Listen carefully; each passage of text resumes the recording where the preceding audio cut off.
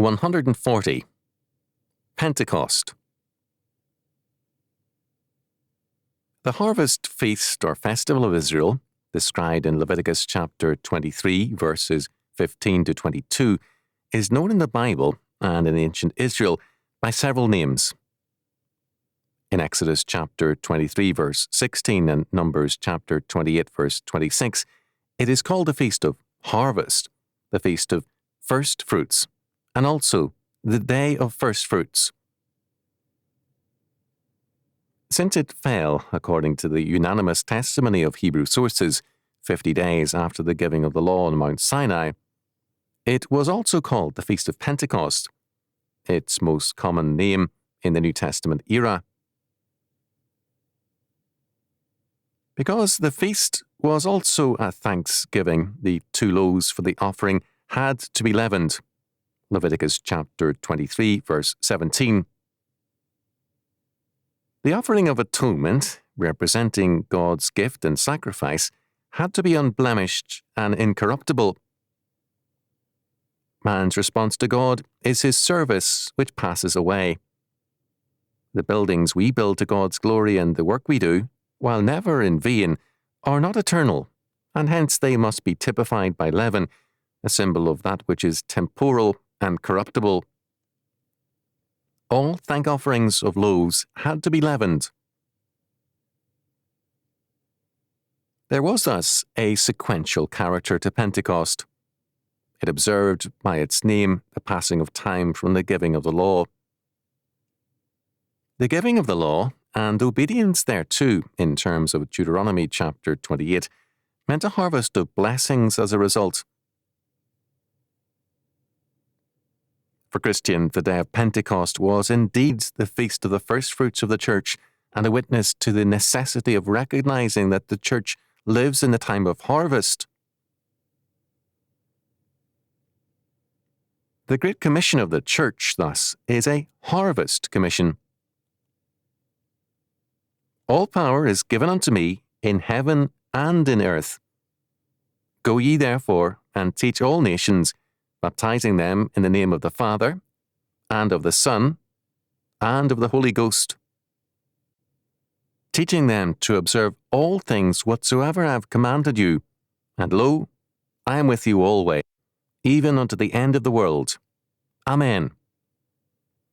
Matthew chapter 28, verses 18 to 20.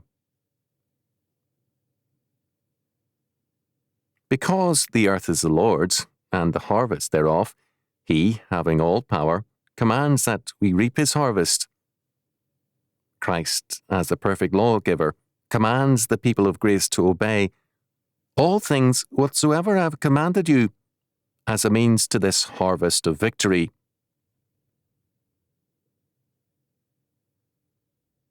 Deuteronomy chapter 28 makes clear God's curse on disobedience and his blessing on obedience. Disobedience is sin and unbelief, and obedience is faith and righteousness in action. The curse of the fall had as its outcome Babel, and the confusion of tongues, the dispersing of mankind, and the loss of communication. As has been so often pointed out, Pentecost was the reversal of the curse of Babel. It meant that the people of the Great Commission, the Harvest Commission, had an assured victory in terms of faith and obedience. Christ, having all power in heaven and in earth, would prosper his election of grace in terms of their faithful obedience to him. The Harvest Festival has implicit in it an eschatology of victory. It is the clear implication that, when the people of grace seek a harvest in terms of God's law word, they are given a great outpouring of blessings. The Feast of the First Fruits looked back, in terms of its nature, to the day of redemption and the giving of the law. As a harvest festival, it looked ahead to the great and final ingathering. The repeated use of the term first fruits in the New Testament, Romans chapter 8 verse 23, chapter 11 verse 16, 1 Corinthians chapter 15, verses 20 and 23, has reference largely to this feast. This harvest festival was also a time of thanksgiving to the Lord as the source of rain and agricultural fertility. Failure to recognize this fact is cited as a sin by Jeremiah chapter 5, verse 24. Neither say they in their heart, Let us now fear the Lord our God, that giveth rain, both the former and the latter, in his season.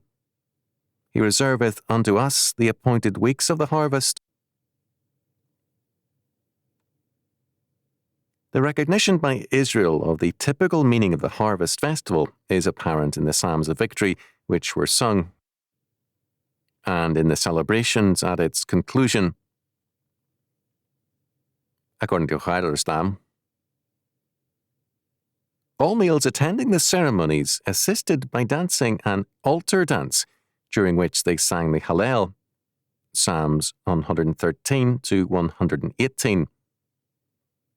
The feast was brought to a conclusion by the eating of communal meals to which the poor, the stranger, and the Levite were invited. Thus, a basically agricultural rite honoured the God of Israel and also recognised the fraternal bond of responsibility uniting the community bound by his covenant. The Feast of Weeks, or Harvest, marked the wheat harvest, and the Feast of Tabernacles, or Booths, or the Feast of Ingathering, Leviticus chapter 23, verses 33 to 43, marked the completion of the harvest of fruit, oil, and wine. It celebrated the pilgrimage in the desert and God's provision during their wilderness journey. It celebrated also the stranger and pilgrim spirit of God's people, and it anticipated the great ingathering in the general resurrection at the end of the world, of which Christ's resurrection was the first fruit. 1 Corinthians chapter 15, verse 20. The one harvest feast points to the other. Their eschatological framework is the confidence that all nations shall indeed proclaim Christ as King, and every knee shall bow to him. The essence of thanksgiving in any era must be the same confidence in Christ's victory. Instead of a gratitude for a successful retreat from the enemy, it must be a joyful celebration of the certainty of victory. It is noteworthy that when Thanksgiving was first celebrated in America, the biblical pattern was observed, and the Indians, as the strangers near them, were invited to the feast. All men are summoned to the restoration. Those who will not come choose judgment.